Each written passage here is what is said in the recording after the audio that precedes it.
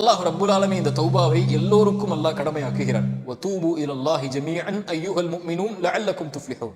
ஈமான் கொண்டவர்களே, இறை நம்பிக்கை கொண்டவர்களே, நீங்கள் எல்லோரும் அல்லாஹ்வை நோக்கி திரும்பி விடுங்கள் என்று அல்லாஹ் ரப்புல் ஆலமீன் கூறுகிறான். ஏன்? ஆதமுடைய பிள்ளைகள் எல்லோரும் பாவம் செய்யக்கூடியவர்கள் தான். ரசூலுல்லாஹி ஸல்லல்லாஹு அலைஹி வஸல்லமுடைய வார்த்தை அது.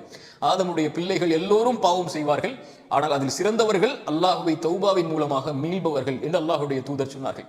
இந்த உலகத்தில் படைக்கப்பட்ட மனிதன் பாவம் செய்வான், படைத்த ரப்பு அதை மன்னிப்பான். இந்த சுழற்சி முறை உலகம் முடியும் வரை நடந்து கொண்டே இருக்கும். ஆனால் அல்லாஹ் பாவ மன்னிப்பை செய்வதில் இருந்து அல்லாஹ் ரப்புல் ஆலமீன் தேவையற்றவன். ஆனால் அல்லாஹ் அதை விரும்பி செய்கிறான்.